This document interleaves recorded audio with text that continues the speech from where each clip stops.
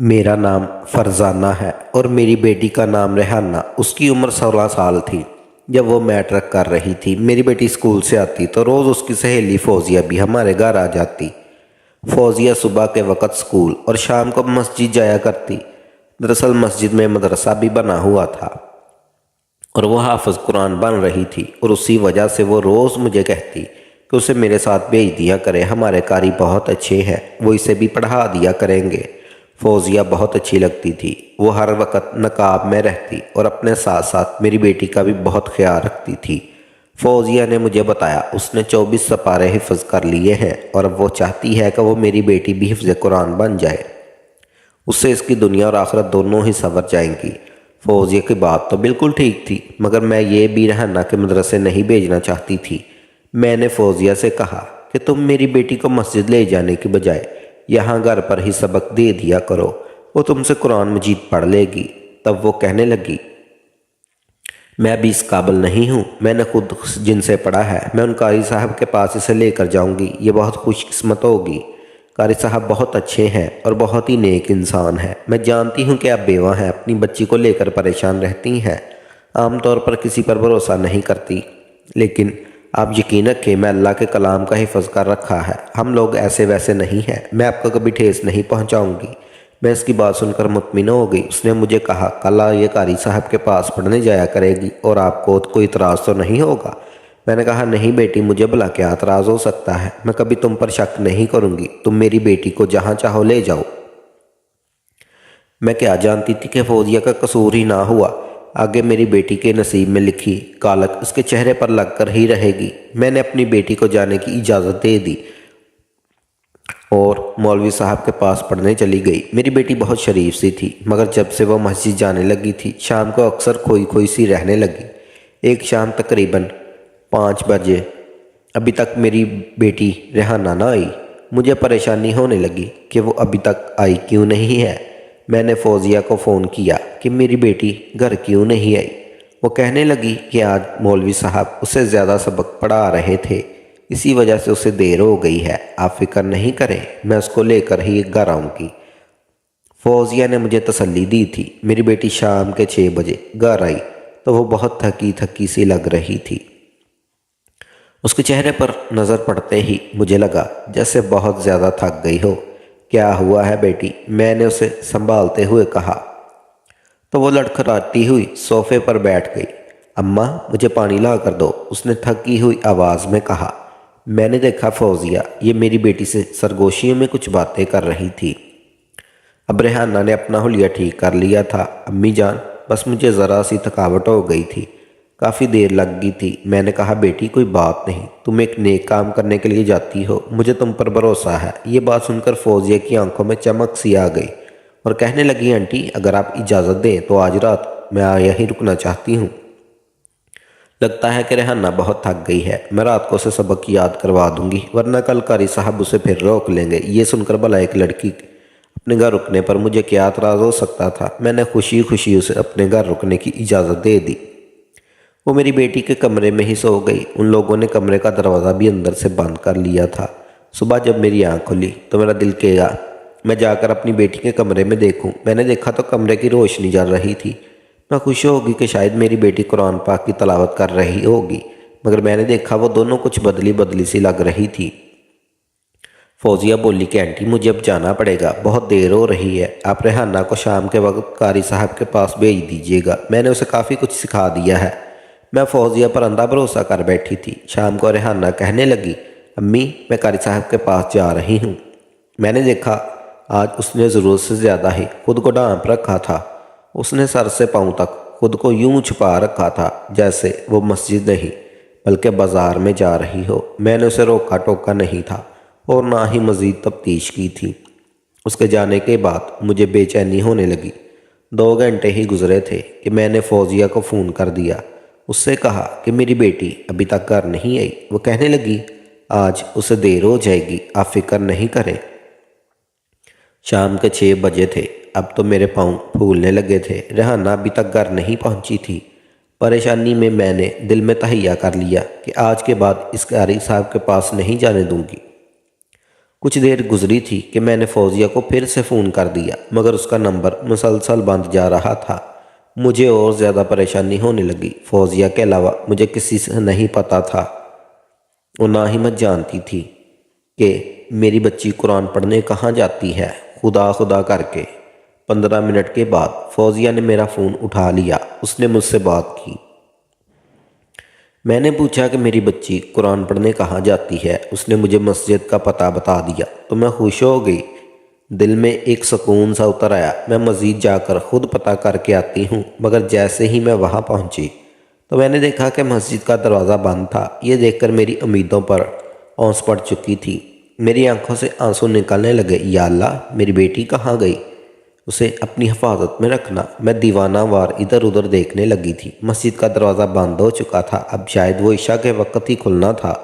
میرے پریشانی کی انتہا نہ رہی کہ میں عشاء تک یہیں بیٹھی کر انتظار کروں گی۔ اتنے میں آس پاس کے لوگوں سے بھی پوچھ لوں گی کہ یہاں پر مولوی امتیاز نامی کوئی شخص تھا جو بچوں کو قرآن پڑھاتا تھا، آج کہاں چلا گیا؟ یہی سوچ کر میں بیٹھی ہوئی تھی، وہاں سے ایک آدمی گزرا، مجھے دیکھ کر رک گیا، پوچھنے لگا کیا بات ہے، آپ یہاں پر کیوں بیٹھی ہیں؟ میں نے اسے ساری بات سنا دی۔ اس نے کہا مولوی امتیاز کے گھر میرے پاس پڑھنے کے لیے آتی ہے، آج وہ گھر نہیں گئی، اس لیے میں یہاں پر آ گئی ہوں، مولوی امتیاز کو ڈھونڈ رہی ہوں، مجھے مولوی امتیاز نہیں مل رہے۔ یہ سن کر وہ تھوڑا بھٹکا۔ اس نے حیرت سے مجھے دیکھا اور پھر بولا، اب مولوی امتیاز کے پاس اپنی بچی کو پڑھنے کے لیے بھیجتی تھی؟ وہ بہت حیرت سے مجھ سے یہ سوال کر رہا تھا۔ جی ہاں، پڑھنے کے لیے ہی بھیجتی تھی، ورنہ میں اپنی جوان بچی کو مسجد میں کیوں بھیجتی؟ آپ کو تو پتہ ہے آج کل کے حالات اتنے خراب ہیں۔ بہن، آپ کو یہ مشورہ کس نے دیا کہ آپ مولوی امتیاز کے پاس اپنی بچی کو پڑھنے کے لیے بھیجیں؟ بھائی صاحب، میں تو اس کی سہیلی کی باتوں میں آ گئی تھی، اسی نے مجھ سے کہا تھا کہ مولوی امتیاز کے پاس اپنی بچی کو پڑھانے کے لیے بھیج دوں، کیونکہ کوئی پریشانی کی بات نہیں ہے۔ نہیں بہن جی، پریشانی کی تو بات نہیں، لیکن اتنا کہہ کر وہ آدمی خاموش ہو گیا۔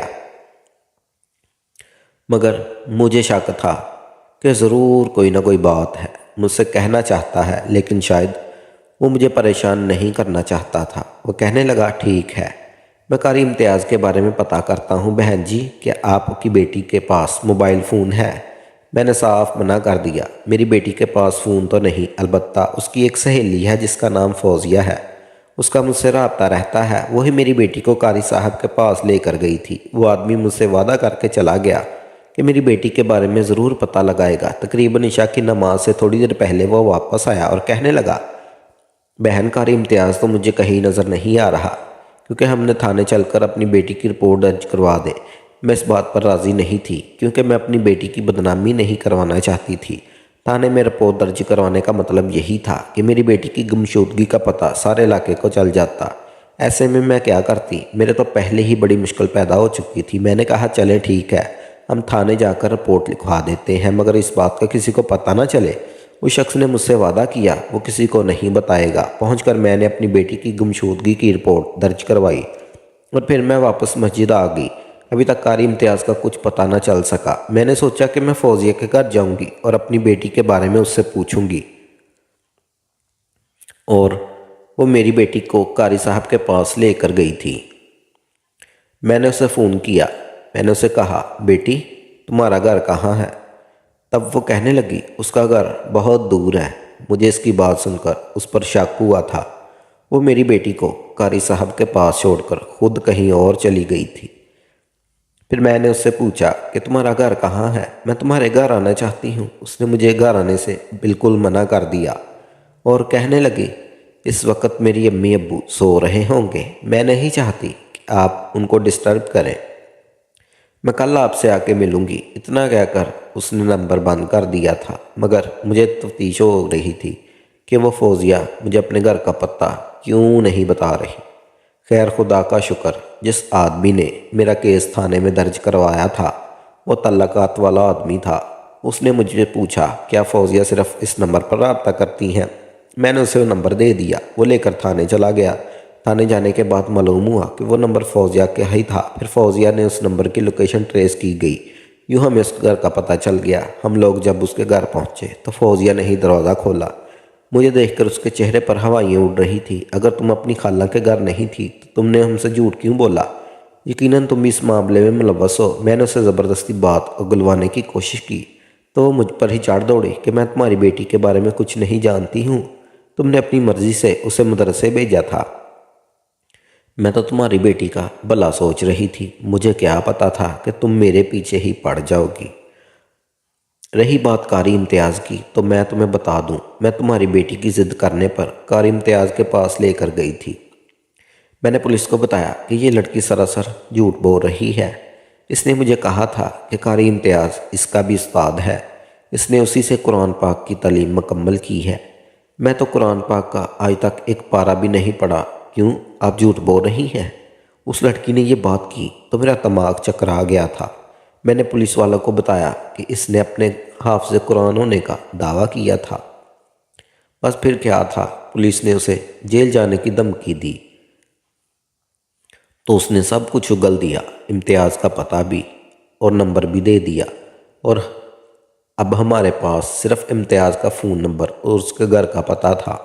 پولیس نے تفتیش کی تو مولوی امتیاز کا نمبر آف جا رہا تھا، اور یہ بات بھی بڑی حیران کن تھی کہ مولوی امتیاز تو شہر کی مسجد میں پڑھاتا تھا اور ہمارے گاؤں کی مسجد میں نہیں پڑھاتا تھا۔ اب میری بیٹی کہاں تھی؟ میرے تو ہاتھ پاؤں پھول رہے تھے۔ خیر پولیس نے مولوی امتیاز کا پتہ لگا ہی لیا۔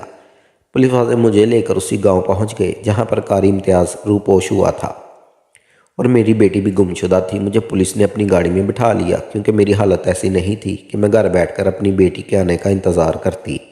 محلے کا وہ شخص بھی میرے ساتھ تھا جسے مجھ سے کافی ہمدردی تھی اور پہلے بھی میری کئی بار مدد کرتا آیا تھا۔ میں صرف رشتے کے ساتھ بیٹھ کر قاری امتیاز کو ڈھونڈنے نکل پڑی۔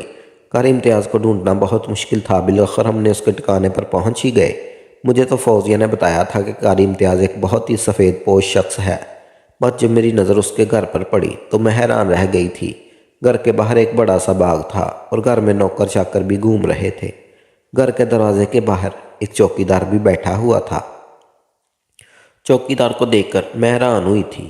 قاری امتیاز کے تو کئی ملازم تھے جن سے وہ اپنی خدمتیں کرواتا تھا، پھر اسے اتنی معمولی فیس پر میری بیٹی کو قرآن پاک پڑھانے کی کیا پڑی تھی۔ ہم لوگوں نے گھر کا دروازہ کھولنے کی کوشش کی تو چوکیدار نے کہا کہ قاری امتیاز نے اس بات کی اجازت نہیں دی، آپ ان کا انتظار کریں، وہ آئیں گے تو آپ سے وہ خود ہی بات چیت کر لیں گے۔ مجھے لگ رہا تھا کہ قاری امتیاز پولیس کو دیکھ کر بھاگ جائے گا، مگر ایسا نہیں ہوا۔ کچھ دیر بعد ہماری اس سے ملاقات ہو گئی تھی۔ میں اس کے اعتماد اور ڈٹائی پر حیران تھی۔ وہ میری بچی کے گم ہونے کے ذمہ دار تھا۔ قاری امتیاز میرے سامنے بیٹھا تھا، اسے دیکھ کر میں حیران رہ گئی۔ وہ 32 سال کا شخص ہوگا، آپ میرے لیے بہت محترم ہیں۔ اس نے ادب سے سلام کرتے ہوئے مجھ سے کہا۔ تب میں اس پر برس پڑی کہ اس نے میری بیٹی کو کہاں غائب کیا۔ میں نے تو آپ کی بیٹی کو غائب نہیں کیا، آپ اپنی بیٹی سے ملنا چاہیں تو مل لیں۔ قاری امتیاز کی یہ بات سن کر مجھے دھچکا لگا۔ کہاں ملوں؟ وہ کیسے ملوا؟ تو شام کے بعد مسجد سے آئی ہی نہیں۔ میں بہت پریشان ہوں، خدا رہا ایسا نہ کرو، تمہارے گھر میں بھی بہنیں ہوں گی، تمہاری ماں ہوگی، تمہیں ایسا کرنا زیب نہیں دیتا۔ تم نے اللہ کے نام پر میری بیٹی کو تعلیم کی غرض سے بلایا تھا، پھر تم نے ایسا کیوں کیا؟ امتیاز نے میری بات سن کر کوئی خاص اثر نہیں لیا۔ دیکھیں اگر آپ اپنی بیٹی سے ملنا چاہیں تو مل لیں، لیکن میں اسے یہاں سے جانے کی اجازت نہیں دے سکتا۔ امتیاز کی ڈٹائی اور اس کی جرأت دیکھ کر میری آنکھیں پھٹی پڑی تھی۔ تم ہوتے کون ہو میری بیٹی کو روکنے والے؟ میں اس سے خود ملوں گی، بے شک وہ آپ کی بیٹی ہے، لیکن اب وہ آپ سے نہیں ملے گی، اس نے مجھے سب کچھ بتا دیا ہے۔ آپ اس پر ظلم کرتی ہیں۔ آپ کی بیٹی آپ کی مظالم سے اور آپ کے حرکتوں سے تانگ آ کر میرے پاس پناہ لیے ہوئے ہے۔ میں اس لیے آپ سے چاہوں گا، آپ نہیں لے جا سکتی۔ میں عدالت میں آپ پر کیس کروں گا۔ آپ نے اپنی بیٹی پر ظلم کیا ہے اور ظلم کے خلاف آواز اٹھانا اس کا حق ہے۔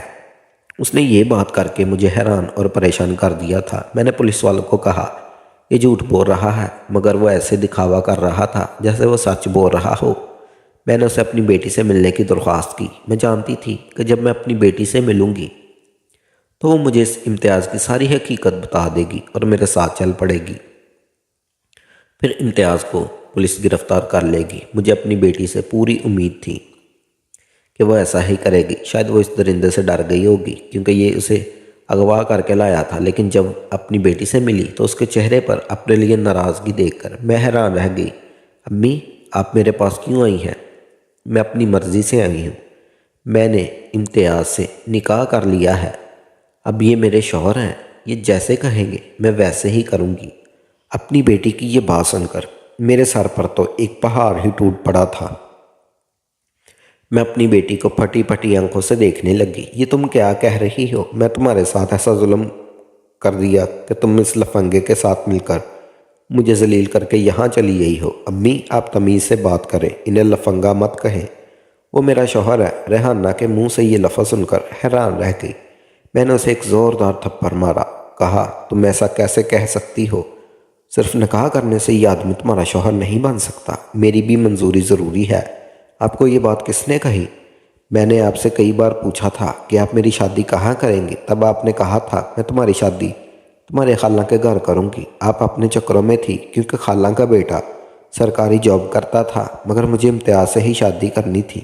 میں اپنی بیٹی کی باتیں سن کر بہت حیران تھی۔ مجھے تو یقین نہیں آ رہا تھا۔ اب میں فوزیہ سے پوچھنا چاہتی تھی کہ اس نے میری بیٹی کو امتیاز کے چکروں میں کیوں پھنسایا تھا، اور ایک ہفتے بعد وہی امتیاز کے ساتھ بھاگ نکلی تھی۔ مگر فوزیہ نے جو باتیں مجھے بتائیں، انہیں سن کر مجھے فوزیہ سے اپنی بیٹی سے نفرت ہونے لگی تھی۔ بھلا اپنی ماں کو کوئی اتنا بڑا دھوکہ کیسے دے سکتا ہے؟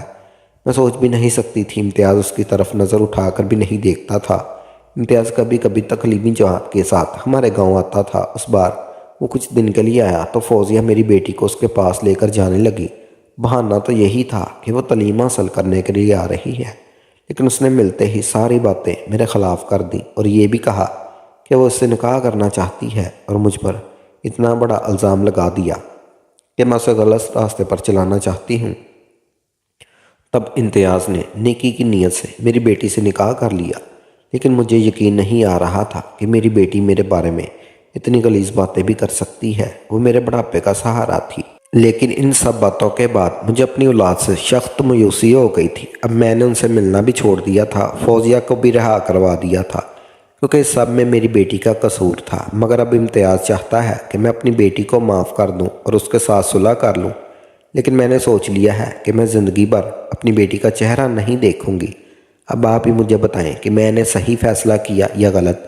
میری بیٹی نے مجھے جیتے جی ہی مار دیا تھا۔ میں آج تک حیران ہوں، میں نے تو اس کی پرورش ایسے نہیں کی تھی، پھر وہ کس کی باتوں میں آ گئی تھی؟